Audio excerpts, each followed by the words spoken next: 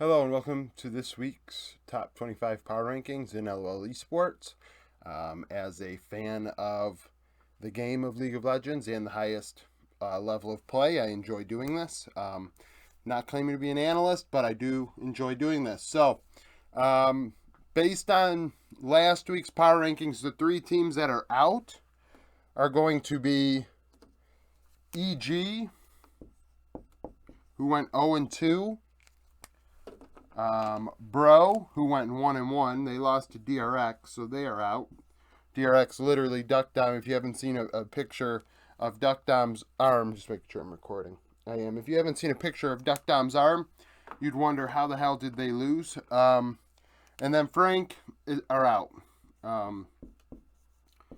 Not necessarily because they were bad. I think they did lose a game or two, but I mean, with the VCS starting play this past week, the power rankings have become a little more contested in this range because the VCS are definitely that good, if not into this group. We do see Vietnamese teams taking games off of the LPL, LCK, LEC, as well as the LCS in international events last year. So to scoff at them and think that they do not belong in the top 25 would be ignorant. So I think that they definitely, if the algorithm puts them in the top 25, they're going to stay there. Now, so these three teams are out. Some minor region notes, the four regions not represented in here. Brazil, their top team is Fluxo right now at 62nd in the power rankings. Latin America, Rainbow 7 are 70th. LJL, DFM, Detonation Focus Me, have taken the top algorithmic spot in Japan. Mind you, I don't watch minor regions play. It's all stats based. 47th. And then Oceania, because Peace were disqualified due to not paying their players. They didn't have enough money for chairs, so I'm not surprised that they couldn't pay their players. Petnet Gaming now takes the top spot in 90th. They're so low because the LCO has... they didn't win a single game last year internationally, so they are the lowest of the low. So, let's do this. Top 25. 25th are going to be IG, Invictus Gaming. They dropped 9 spots. They are definitely the biggest loser of the week. Not to say they are losers, but they did lose their only series against OMG, who I had in the next few outside of the top 25 last week.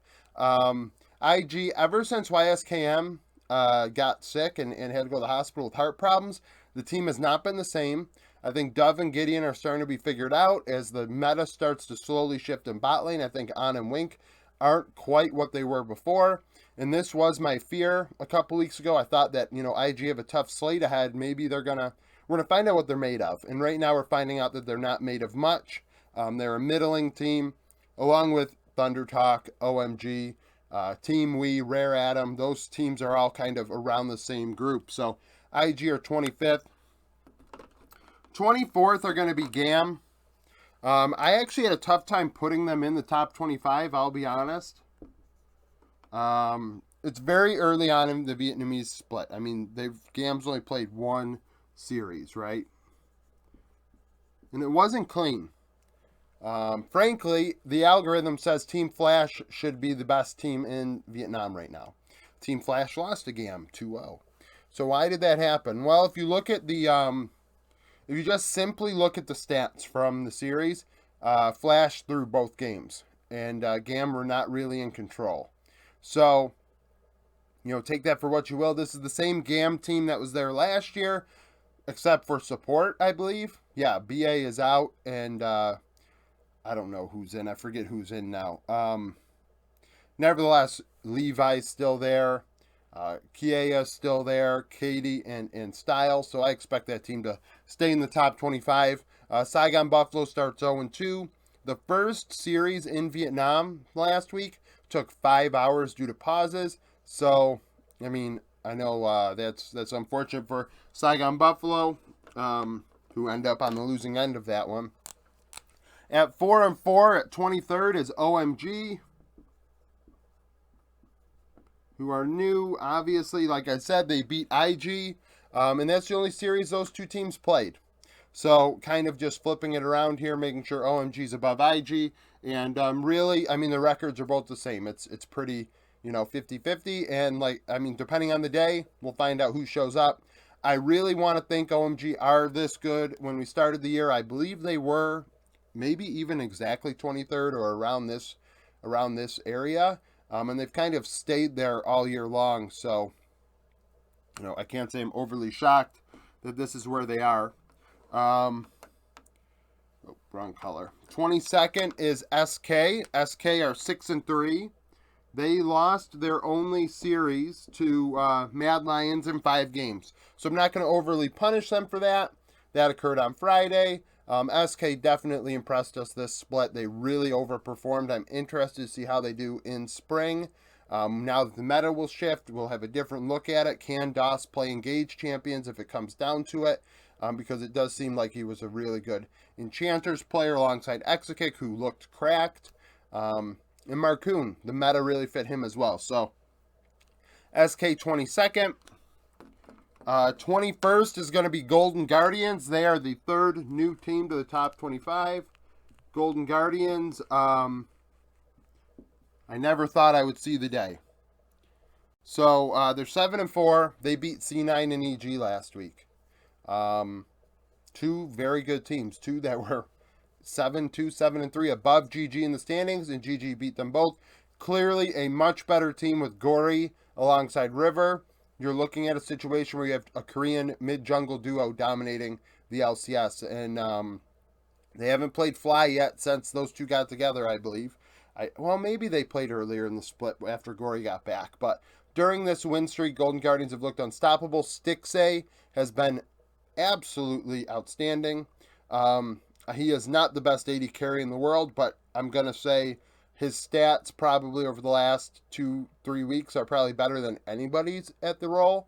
Obviously, like I said, he is not the best. I'm just saying, stats-wise, if you look at his KDA, it's I want to say, unless he died twice this past weekend, it could be 65-70 across this 7-game win streak or 6-game win streak Golden Guardians are on. So, he's playing out of his mind, and, I can't believe they're up here, but they are. 20th are PSG Talon. Not going to lie, I'm going against my algo with this one. PSG should probably be below some of these teams because of how they, mixed bag in the beginning of the split. They won games, but not in a very clean fashion. But ever since they brought in Junjia over Husha, they have played outstanding. Junjia, formerly of EDG, has done a fabulous job. And PSG look like PSG. And we know, like I said about Vietnam earlier, PSG has been a team that has been successful at international events more so than your average minor region team. Their players are not pushovers, and I do expect PSG to stay in this top 25 for sure. 19th are Vitality. They move up 3 spots by just existing, I guess. I don't really know how this happened. I guess I can say this. IG losing, dropped them. They leapfrogged SK, and EG dropping out also helped them. So, that's kind of the deal there. This has nothing to do with the upset rumors today. Honestly, I'm not going to give them more fanning, I guess. I'm not going to fan the flames of the rumor mill until things are official on Leaguepedia or the global contract database. So, as of right now, Vitality are 19th, 7-2. We know Vitality didn't play at all last week. They were a big disappointment. 18th are C9, dropping 1 spot.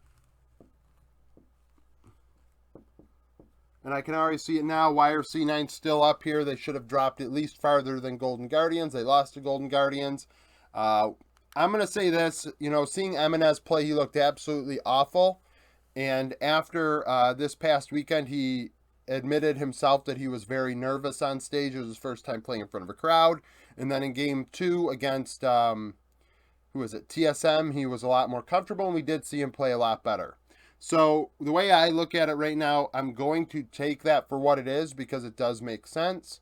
We'll see how C9 does this week. If they do put up another 1-1, I could definitely see them dropping below Golden Guardians.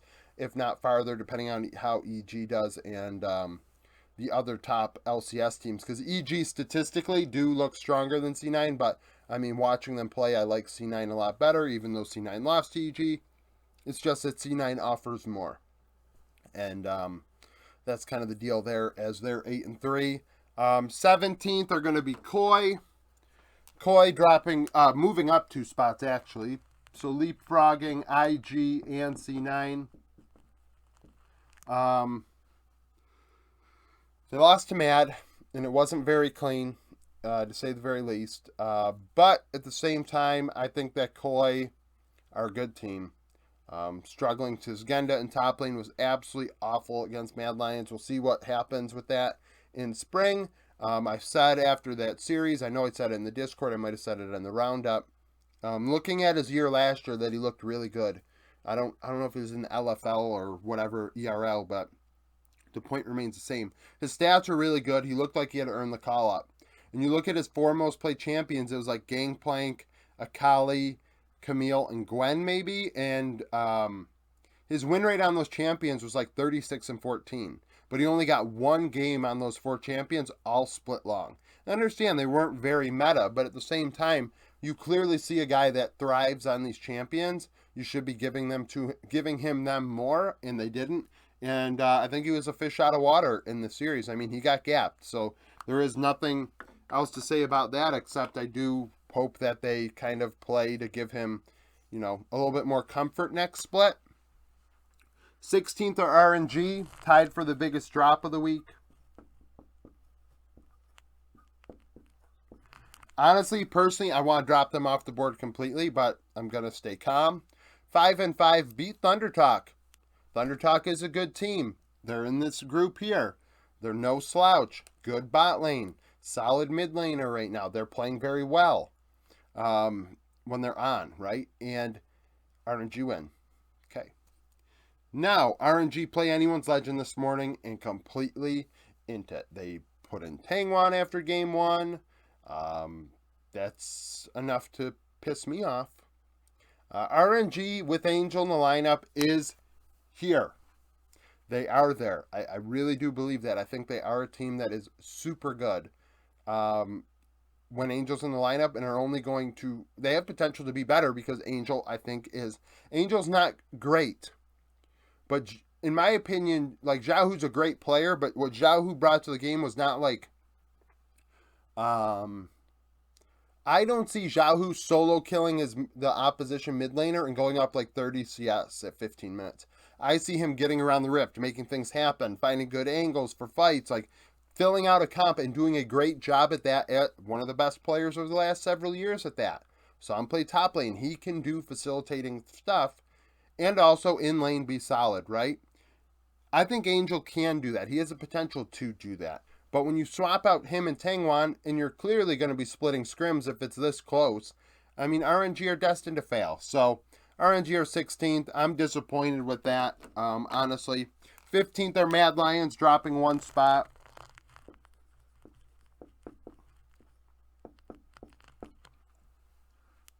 I had a tough time. I could argue that they probably could have stayed where they were. Beat SK, beat Koi, lost to G2 in a pretty ugly fashion, right? But I do honestly believe Mad Lions were fried. No team ever has had to win 3 best-of-5s on back-to-back-to-back days in the LEC. Have people had to go loser bracket runs? Yeah, but then look at the schedule. Tell me that it was 3 back-to-back days, that it was the same situation, because it wasn't, right? So, it is what it is. They threw the draft by banning Olaf, leaving Maokai up.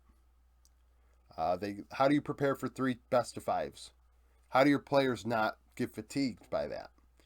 So Mad Lions are 15th, second after winter, looking good going into spring, so they can go to MSI maybe. We'll see what happens with that. But Mad are 15th.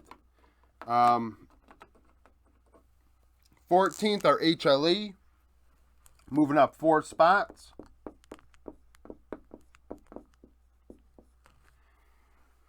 HLE took care of business against Bro and KDF. Bro being here, you have to play Bro respectfully and you'll win, and they did that against KDF. Very slow style again, and they won. HLE playing the Bro style of game in which you just kind of slowly win. You take objectives, you slowly win. I think against KDF there was a game with 7 total kills or something, just absolutely ridiculous. I think HLE are finding their groove now. We'll see when they play better teams in this second round robin, but I think they're in a better position than they were last round robin. Definitely a very good team on paper. Zeka and Viper cracked out of their mind. 13th are going to be BLG, moving up 2 spots.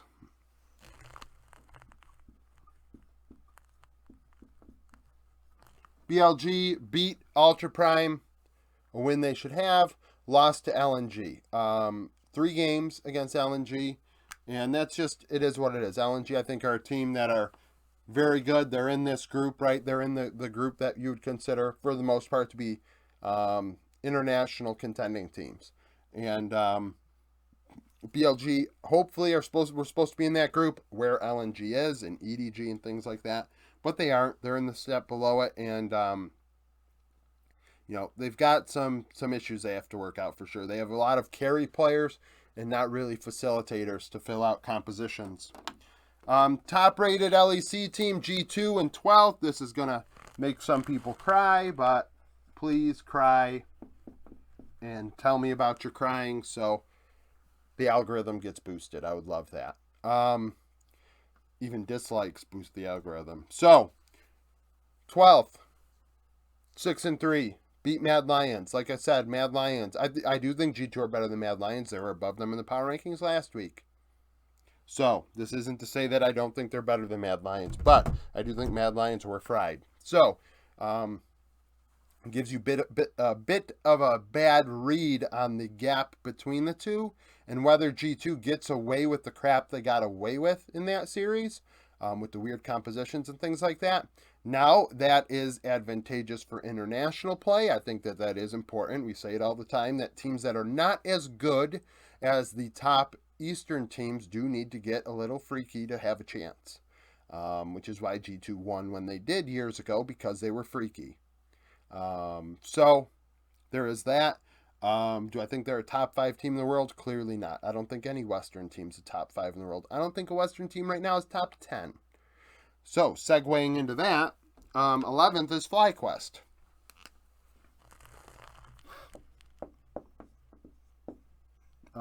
Fly aren't moving at all.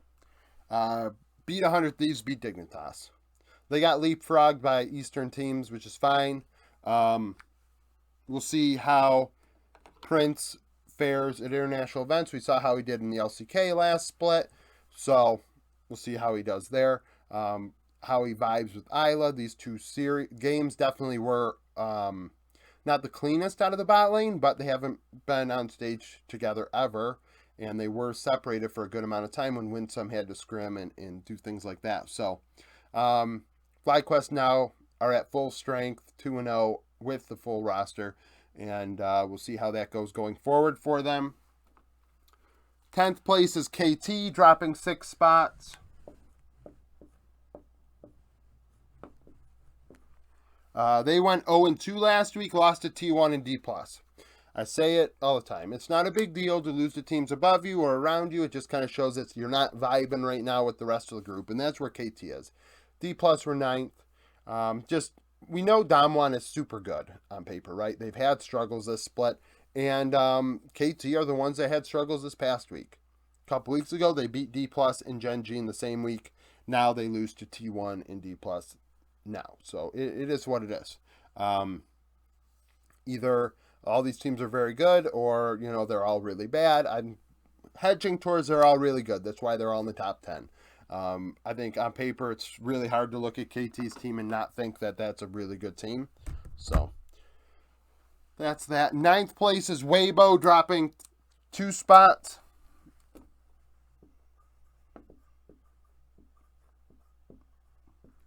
All Weibo did was lose to LNG. So wasn't going to drop them more than that. for only one series. LNG are a good team. Weibo had issues, clearly fixable issues, itemization problems, draft diffies, things that can be worked out. It wasn't a hands diff, which is what's important, right? If you lose straight up hands diff wise, then we got to start being a little bit concerned about where things are at for you. I'm going to back up this microphone a bit. 8th place are D+. Sorry if I bumped this microphone. D+, 8 and 4, beat KDF, beat KT. So beating KT is a big deal, moves them back up into this group. Unfortunately for them, the teams above them also doing very well in the LCK and in the LPL for that matter. So to drop them down, move them up higher is really not warranted at this time because everybody up here is playing well. 7th are LNG, 8 and 1.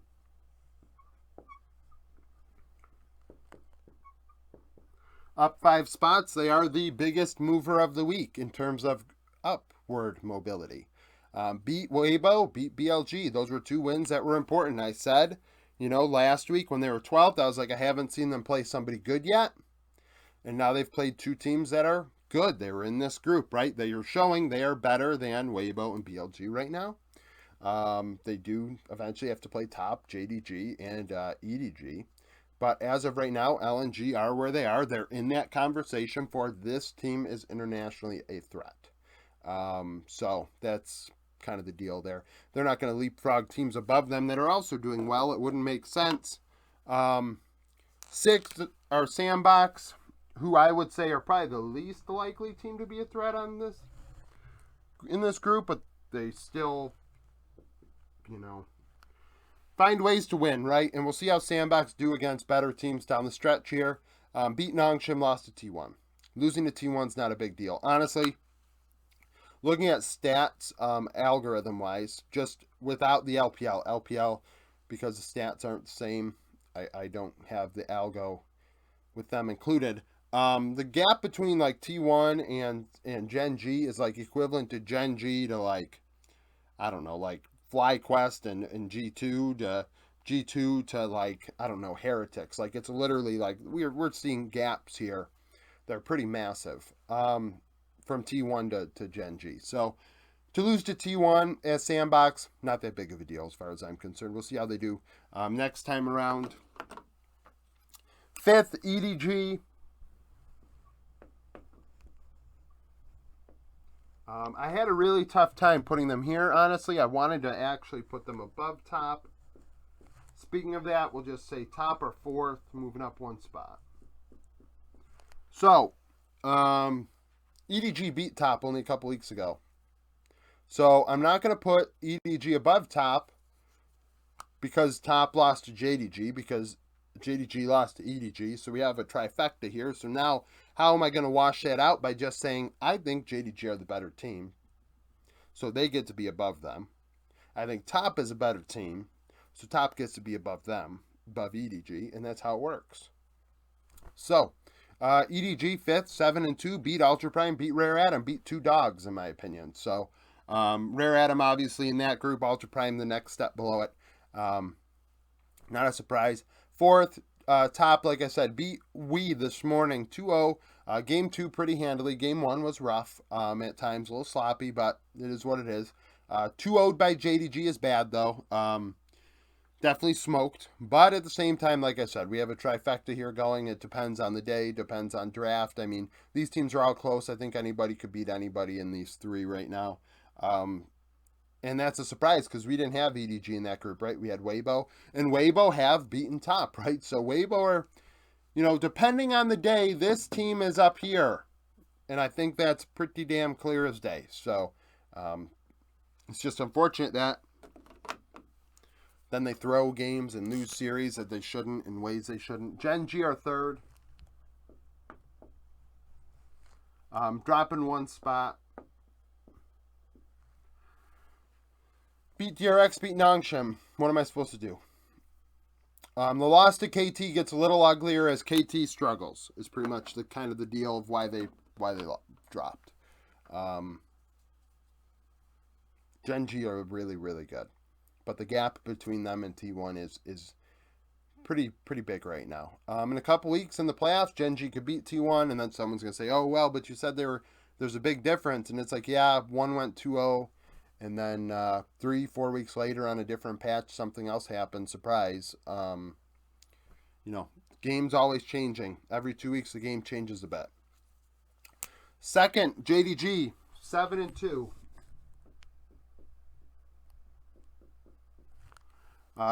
Moving up one spot. They beat FPX and beat Top. What are you going to do?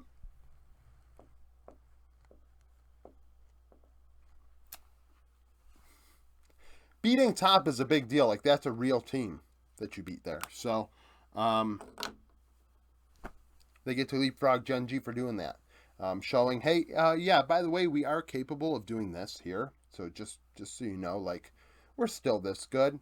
And I think that's a big deal. So, JG second. T1 are first. They beat Sandbox and KT. They literally beat who I had 4th and 8th in the power rankings. T1 are just the best team in the world right now. And going into the LCK this year, I said, it was T1's to lose. As far as MSI is concerned, now that RNG are playing the way they are, maybe it'll be between those two top teams right now. Now, JDG could lose in the playoffs. I could see that happening as well. We've said it before. I think JDG are better in summer than they will be in spring, which is pretty scary because they're 7-2 right now, right? So, that's kind of the deal. If you like this video, like it. Subscribe to the channel for daily League of Legends content. Follow me on Twitter. Join the Discord. Become a supporter. And thank you for watching.